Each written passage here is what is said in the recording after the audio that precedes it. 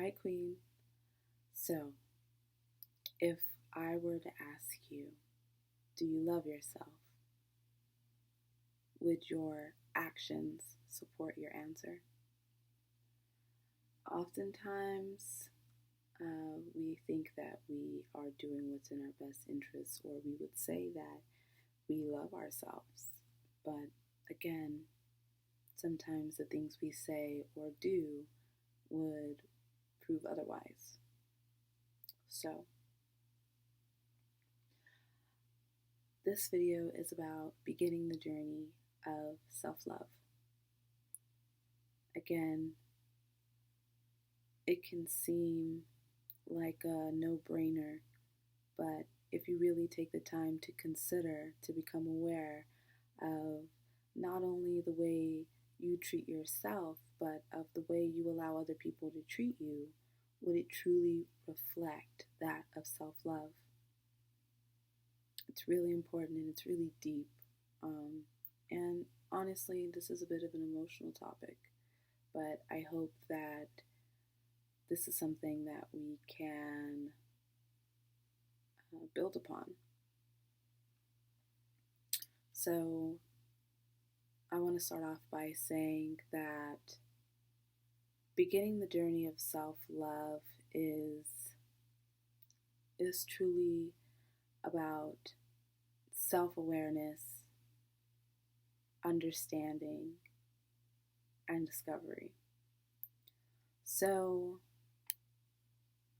I'll start off by saying self-awareness because oftentimes, like I mentioned before, we don't acknowledge that some of the behavior that we are either exuding or accepting, we don't really quite notice a lot of times how toxic or unhealthy or unloving these things could be.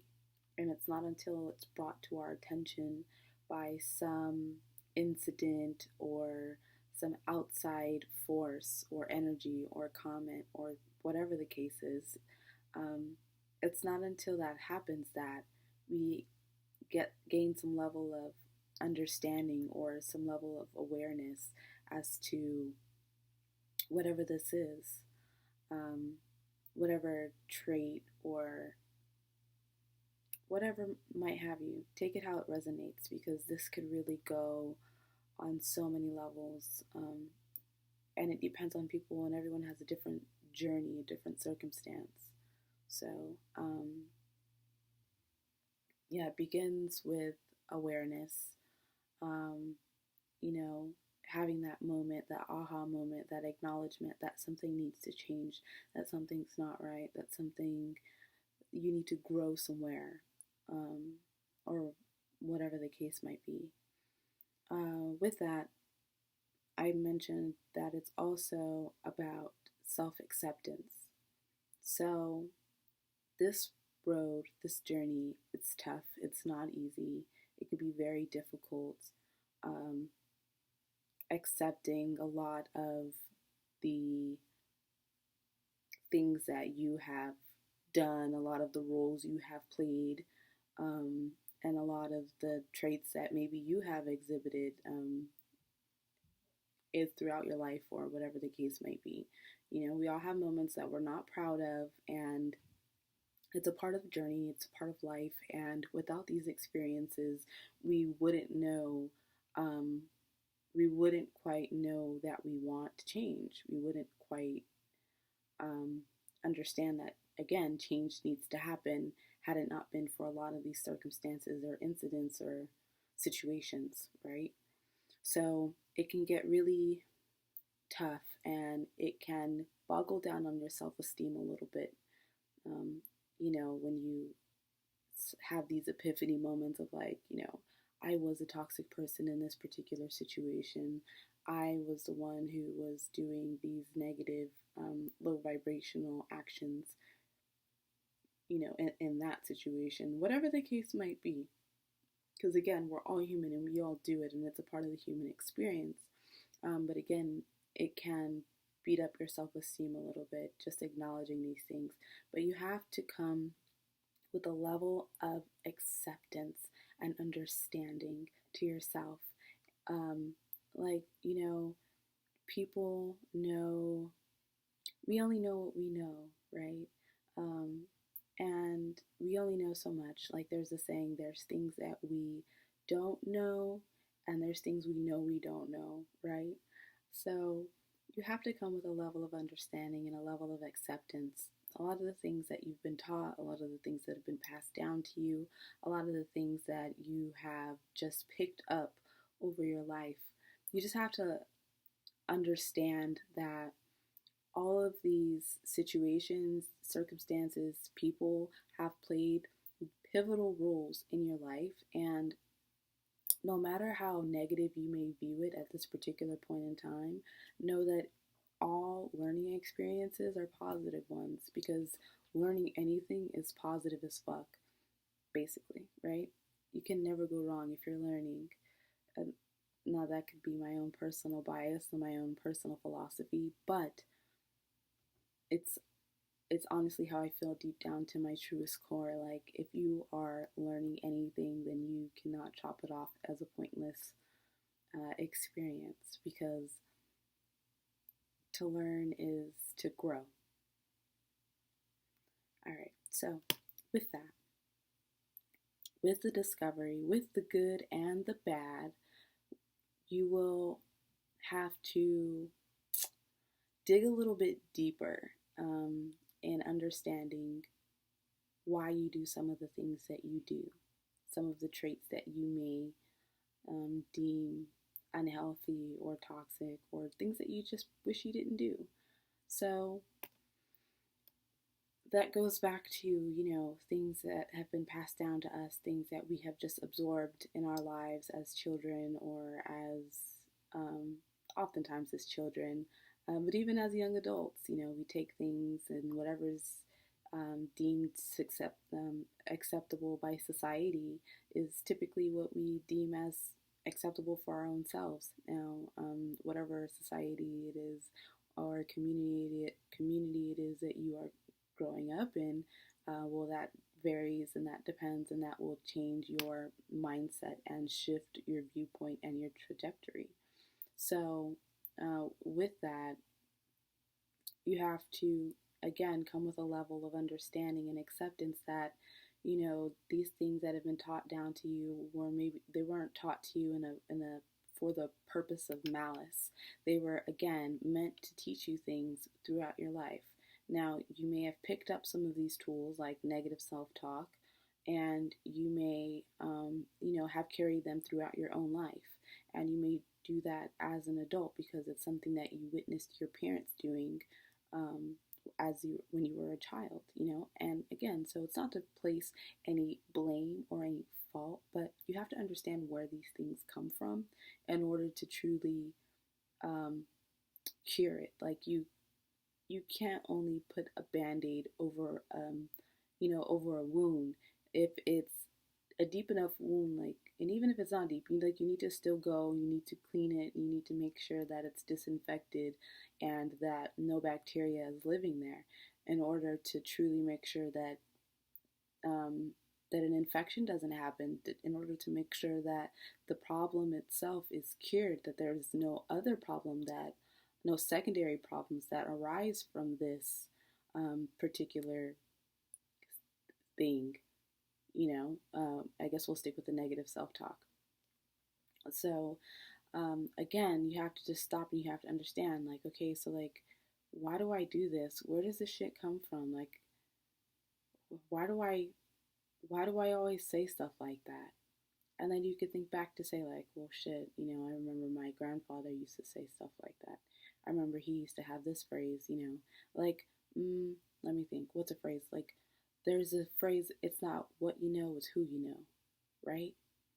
And now, to some extent, sure, that might be true, but if people walk around saying that, professing that within your household when you're growing up, you are going to believe that it is in fact not what you know, but who you know. So then there's a really good chance that you're not even going to focus on what you know as much as you would focus on who you know, because you've already have it ingrained within you that it's who you know. Am I making any sense? I hope so. So again, not to place any fault or blame on anyone for teaching you these things, but to understand the source, to understand where these things originated from, so that you can build upon that, so that you can dress that wound and then go from there. And then you don't have to worry about that infection coming back up randomly out of nowhere.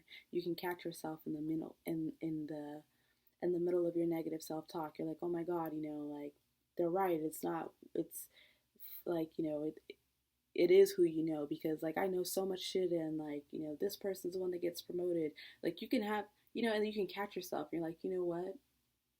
No, it has nothing to do with that. What's meant for me is for me. I'm stressing over something that has that it's not even mine. It's not even meant for me. Let me let it go. Now, I'm not saying that it's easy, and I'm not saying that that shit's gonna come overnight, but what I am saying is if you are consistent with growth and with change and with this journey of self love, that will eventually become your trajectory.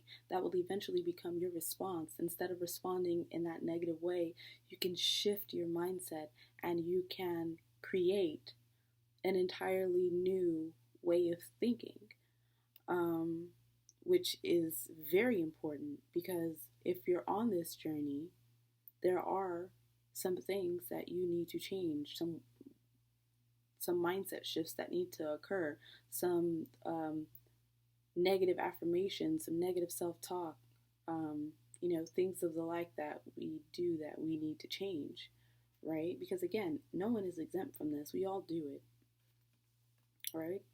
So with that, have patience. Know that this journey does take time. Um, it's not going to happen overnight. You do need to be consistent with yourself. There are going to be days where you're still going to talk negatively, even if you had a whole week of talking good. It happens, you know what I'm saying? Um, but again, just come with a level of understanding. Like, I've been living this way my whole life and I'm barely trying to change now. Like, it's going to take time, it's going to take effort. I've got this. Um, and with that, when it comes to this journey of self love, um, don't get overwhelmed. Don't get overwhelmed with all of the things you feel that you need to change or you need to do. It's not about that. It's one day at a time, one step at a time. Consider every day a single step along this journey.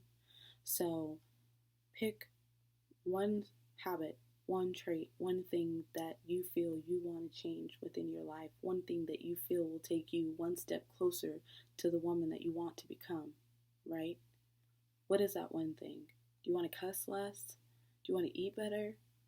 Do you want to spend more time with your kids? Do you want to meditate more? Do you want to incorporate yoga into your life? What is that you want to do? Figure it out and pick that one thing and stick to it. Just stick to it. Just stick to that one thing, whatever it is. My one thing was yoga when I was starting off. And it was primarily for the physical aspects. I saw some girls doing some real dope ass poses, and I wanted to do it too. And that's pretty much how that happened. And then eventually it evolved. I began to experience the benefits of yoga on a spiritual and on an emotional level. And then from there, I wanted to learn more about what I was experiencing, and then I dived deeper into everything else. So I say that to say, just pick one thing, pick one trait, pick one habit, and then just go from there. I was depressed and I wanted to get active and I wanted to start working out and using my physical body. And so again, that's how I started off with yoga. So whatever it is that you want to change, whatever it is you feel that's going to be a good first step for you, take that step. Just find that one trait. What's one thing that you could do every week to get you closer? Do it every week. Just like that. Okay? So, again, so I have notes down here, so bear with me. I want to make sure I don't miss anything. I'm trying to make these videos shorter. God help me. Anyway, yeah, one habit, one trait at a time. This journey, it's not going to be easy. Find healthy ways of dealing with that. Find healthy ways of coping with that. Again, you're going to have a lot of up days, you're going to have a lot of down days. Just like with anything else, you'll feel like you're not moving at all sometimes. But you know what? Every day, if you make an attempt, every day you try, that's all that matters. Okay? So just know and understand that this journey is very personal, it's spiritual, it's intense. It's so intense, it's all about growth. But know that it's the best thing that you could ever do to invest in yourself, to invest in your personal growth. Well, when you do these things, not only are you investing in your own personal self, you are investing in those that are coming after you. The happier, the healthier, the calmer that you are, the better, um, the better you are.